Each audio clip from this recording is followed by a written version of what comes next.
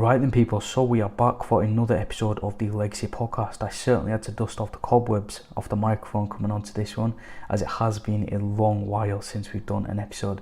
But like I said, we're back, we're on episode 120, and I really want to go through this episode, sort of use this as a cornerstone, so to say, to really pick up some momentum that we did heavily do, obviously since the start of the podcast back in 2020 and, through into 2021, where we had a lot of guests, we networked, we delivered some good episodes, and it's something that going into this year I really want to have a lot more guests on and essentially just replicate, but on a much bigger scale. So where essentially have we been the past couple of months? I definitely feel a catch up would be ideal at this point. So for those of you that do follow me sort of on social media, it's good because I always sort of try to take you across every and all aspects of my life. I think it's evident I don't really get up to that much, obviously with just coaching and obviously running sort of the graphics and marketing business. The lifestyle is pretty much just sat at a laptop on a desk all day. But we've obviously done a lot of rebranding, a lot of growth from a business perspective with coaching. Obviously we've sort of rebranded, we sort of got rid of the old logo because with this year it was really, again, we've laid the foundations, we spent a lot of time putting in the work. You guys, you've seen obviously what happens behind the scenes, and this year is really sort of time to start reaping the rewards, so to say. Investing, developing a better service, and what we essentially started this year off with was the official rebrand.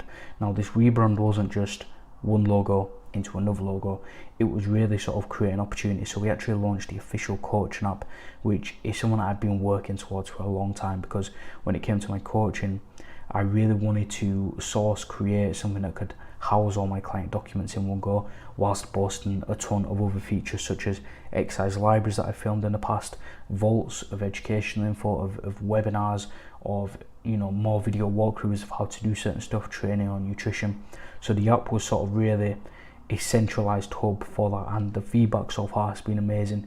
We're having new clients pretty much every single week, and it just means that with the systems and the service that we've now developed, it's pretty much geared ready to be taken up to an entire new level. So that's sort of where we've sort of really been at the past couple of months, focusing on obviously defining who it is that I work with, ensuring that the service can be the best it can be, and obviously when it comes to socials, we've got a lot planned to actually give back to you guys listening. So whether you're a client, whether you're not a client, a big goal this year is to really sort of entwine the two and ensure that community, it stays correlating throughout, whether you're paying, whether you're not paying, whether you're a part of the team or not. I want to make sure that whenever you see the Legacy Fitness Training logo, there's something that you can take from it and actually apply to your own fitness journey. So I'll give you guys a little bit of an insight with the actual website rebrand that's coming, and you'll sort of see, obviously it's Sunday today, I've literally just finished a sort of teaser trailer on the actual website itself. But I like this podcast, you guys, you listeners, it's very, very special to me, this podcast, so I'll let you in on this. So with the actual site, there's going to be a sub-site. I'm going to call that the Vault so far. Pretty much undecided, but I'm almost kind of set on it. And the idea with the Vault, sort of the concept behind it, it's an idea that I have played with in the past. If you go back to sort of late 2020, sort of mid, maybe even sort of 2021, I'm unsure of the timings, we did actually launch a member site, and being completely honest, I don't have an ego. It's not something I'm big on. It was a flop at the time. It just wasn't the time in my career. It was just way too early on, and it just wasn't right. But the idea and the message is something that I have not let go of, and it is something that is due to make a return, but with a slightly different tweak and touch. We're always sort of taught to learn stuff, and we're always given books, podcasts, much like you guys are listening to right now, but there's never any physical take-homes and never any interactive stuff. Think about when you're learning to drive. If you get in the car, you don't just get a list of items what to do, list of topics to go through. You get taught, and then you actually apply it within that lesson, and that right there, just that small segment, is something that is really, really important. It's something that I do want to come and take into the actual Vault and the member site. So essentially it's going to be a free member site. In essence, I can rebrand it and fancy word it as much as possible, but it is going to be a free member site. But it's not just going to be, you sign up and it's just videos and videos and videos, training, nutrition. I really want to sort of bring a new element to it. So there's also going to be a lot of interactive stuff. So I use a lot of like G-sheets, a lot of stuff to track workouts, manage your nutrition. There's going to be a lot of interactive stuff that you can actually download and use. So there's going to be an entire hub of resources you can access at any point, at any time, no matter where you are, what country, what time zone. The vault is literally there for anyone with a goal that wants to make progress. And to be honest, if you guys take a moment to think, where is there a person in the world that isn't wanting to do that? Everyone has something that they want to achieve. Everyone has a path that they need to go down to achieve that. Hence, the vault is there to make that happen. And better yet, there's going to be a community side of it. So I know that there's a lot of coaches that listen to this. I want to make it so that everyone can go on there. There's going to be a blog, sort of like a community forum, I guess you could say. And from there, everyone will be actually free to sort of post.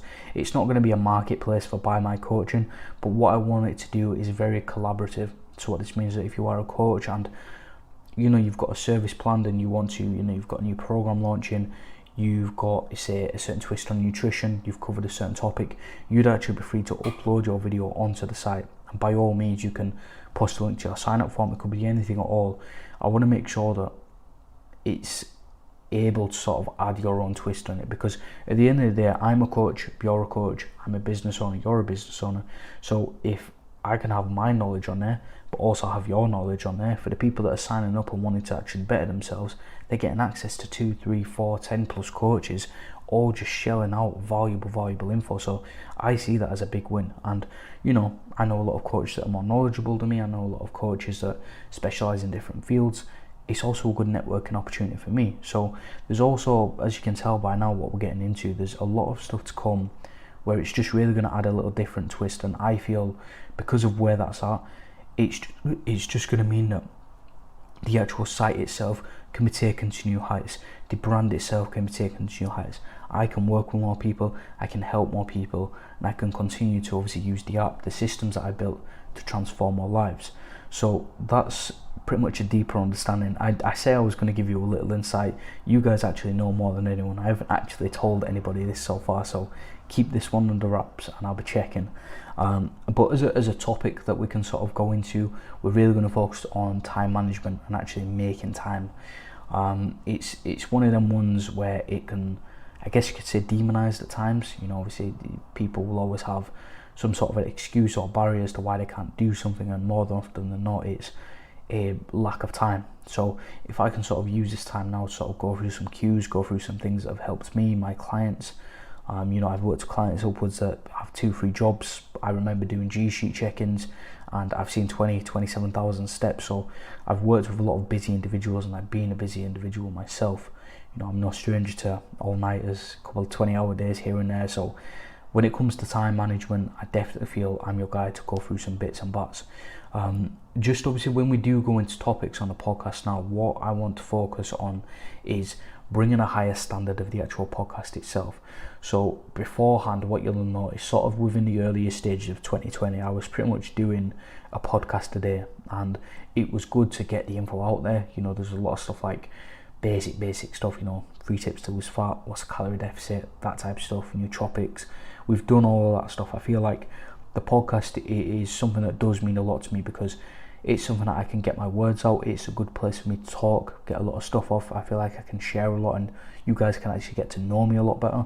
But now with the podcast, I really sort of want to raise the standard.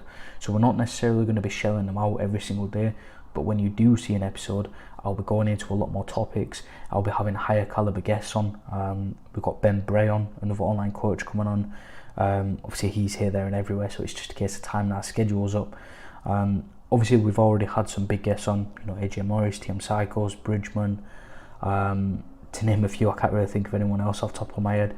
But like I said, the idea with the podcast series now is to actually bring a higher caliber. We're not just going through basic stuff. The audio is going to improve, the service is going to improve. For you guys listening, there's a new logo now, new sort of podcast cover. It's really just designed to give a better experience now. So that's sort of the notion as to where the podcast series are going to come from now. So from what I can think of, we're generally going to be looking at, say, 1 a week, maybe 2 a week, maybe 1 every 2 weeks. It's sort of, you're never going to go 2 weeks without a podcast episode is the main point here.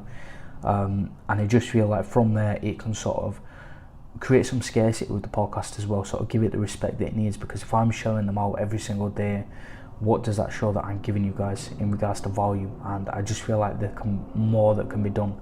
So we'll focus on time management. Now, when it comes to time, it's always going to be very, very reflective of you and your lifestyle.